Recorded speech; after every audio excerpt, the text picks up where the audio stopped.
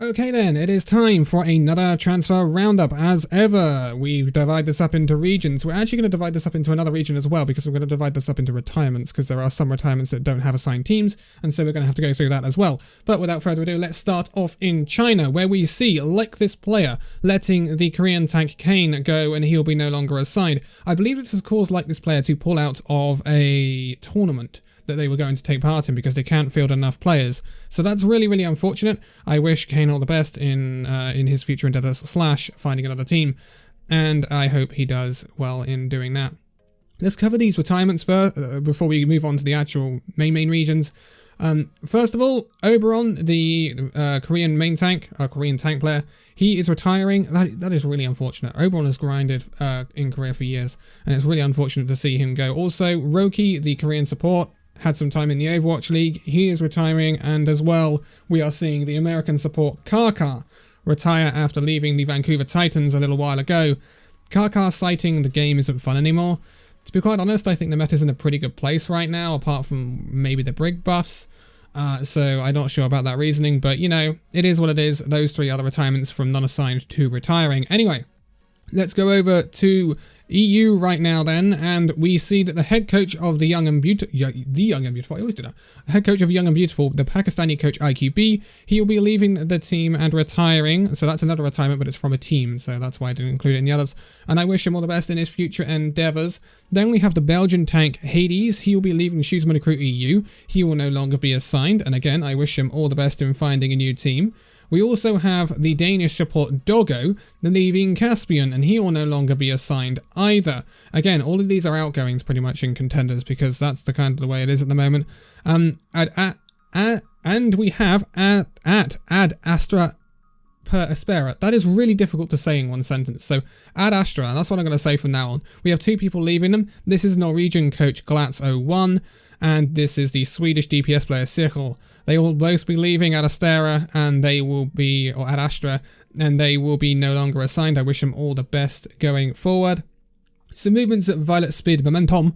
I don't believe they did too well. So this is them letting go of 4 players. This is the American support Noctis, the German tank Moose, the Switzerland DPS player Sir Gibson, and the Swedish DPS player Love, all leaving, and they will no longer be assigned.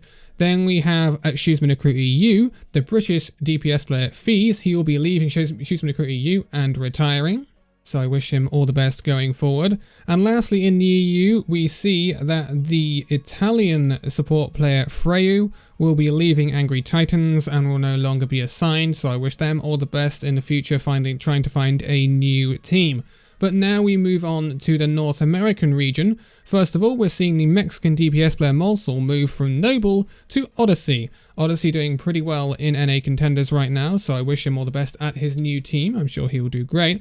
Then we have the disbandment of 200MS. This was a team competing in North American Contenders, but they were all Korean, competing on really high ping. It was a unique way of doing things, but this team has been disbanded now. One of the players that was playing with them, Muse, we were talking about in a minute. But this is them letting go of their entire remaining roster and staff. So their roster, let's start off with that. This is the 2 Korean supports, Owo and Vigilante. Then we have the off-tank Jasmine, and then the 2 DPS players, Finale and Felines. They will all be leaving 200MS and will be looking for a new team. Then the coaching staff, we have the Korean coach Mobugi. Then we have the French coach Kanaki, the Korean coach Kurepe. Did I say Korean coach Mobugi? I think I did. I hope I did. And then the Korean manager Cuddle Master will be leaving 200MS, and I wish them all the best in finding new teams. Then we have a movement. This is from Violet Speed Momentum to a team in North America. This will be a movement into Quara? Q-A-R-A. This is the British coach Pirate Flag, moving from his dual role with this team and Violet Speed Momentum to just being on this team. Obviously, Violet Speed Momentum not done too well, and so they are moving on. Then we have, finally in North America, the retirement of the Odyssey American coach Vanguard. He will no longer be with Odyssey, and he will be retiring, and I wish him all the best going forward. And that leaves us with the Overwatch League to go through. And the Overwatch League is actually one of the more populated regions in this transfer roundup, which is actually really cool.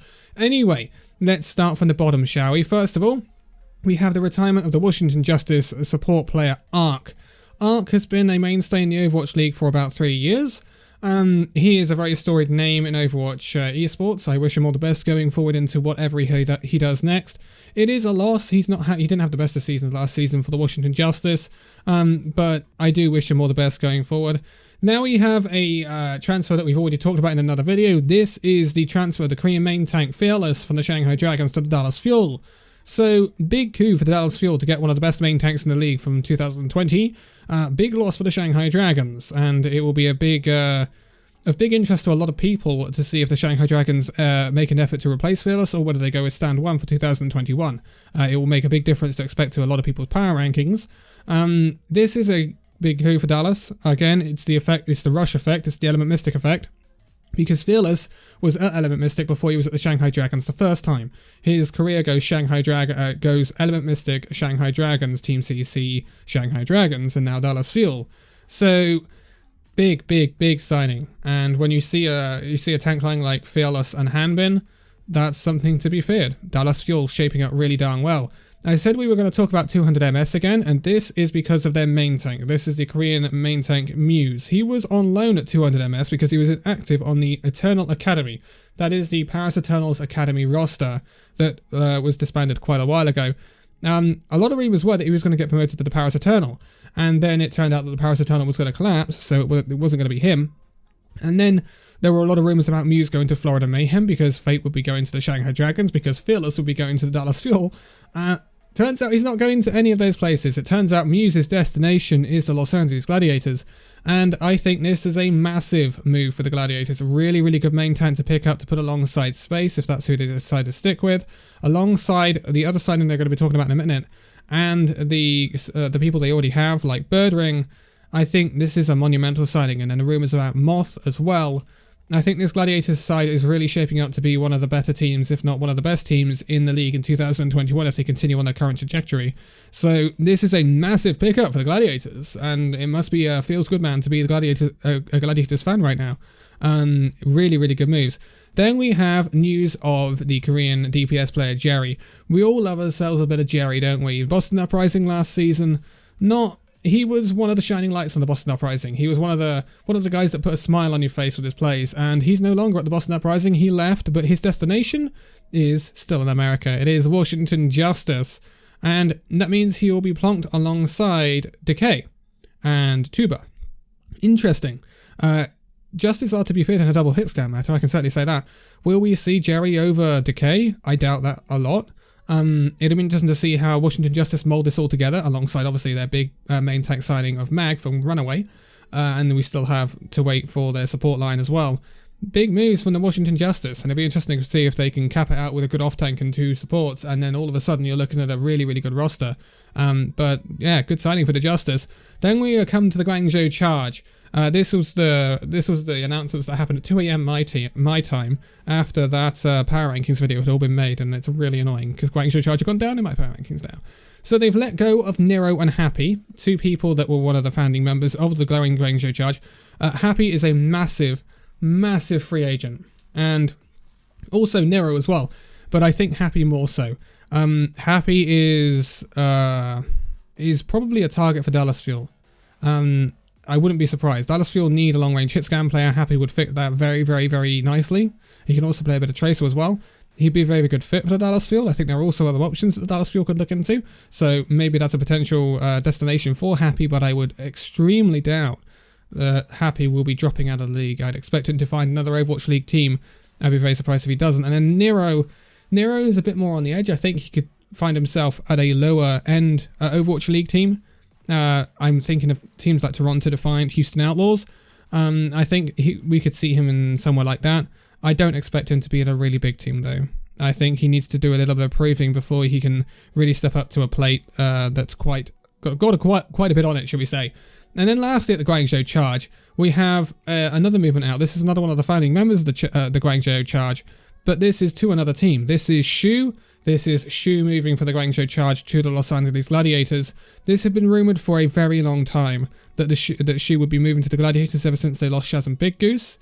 And this adds credit to the rumor that Moth will also be going to the Los Angeles Gladiators, because this was what it was alongside. And again, it's another massive pickup for the Gladiators. This is big moves being made by Los Angeles Gladiators, and it really propels them up people's rankings. It really propels them into a spot where we start to say, are these contenders? Are these guys going to be right up there in 2021, competing with the likes of the Shock and the Shanghai Dragons and the Philadelphia Fusion? It's a possibility with the way it's shaping up at the moment, especially if they go ahead and get Moth as well. So there is a lot of moves going on at the Gladiators, a team to very much keep an eye on, but they are starting to shape up, and we're starting to see what they're going to look like in 2021. It's going to be super interesting. And then we're going to round this out with another move at the Dallas Fuel. This is them signing Jexa. So Jexa left the Houston Outlaws. So it must suck to be a Houston Outlaws fan. Both Rappel and Jexa have gone from Houston to Dallas, basically. That must really hurt. So this is the main support for Dallas, quite obviously. This is the person who's going to be filling that role. So we can kind of see a roster develop for the Dallas Fuel now when you put Jexa alongside either Rappel or Fielder. Then we have Hanbin, we have Fearless, and then in the DPS right now you have Doa and Sparkle, who have played alongside each other in Element Mystic days. But then we'd had to find some sort of hit scan, whether that be Happy. Hisu is a possibility. He's not tied down to Philadelphia Fusion, and he has links going back to Element Mystic back in the day. So there's a possibility there as well. There's a bunch of possibilities that Dallas Fuel could pick up. DM is another one. So there are a lot of options. Glister. We will see what happens, but I believe that last signing for Dallas will most likely be a hit scan player, and we will see if they get anyone else in to back them up. But that is it for this transfer roundup, a nice and short one. We will continue with our Overwatch League coverage in the coming days, along with other stuff that will be fun as well. But for now, thank you guys so much for watching this video. If you'd like to give a like, subscribe if you're new, and I'll see you in the next video. See you then.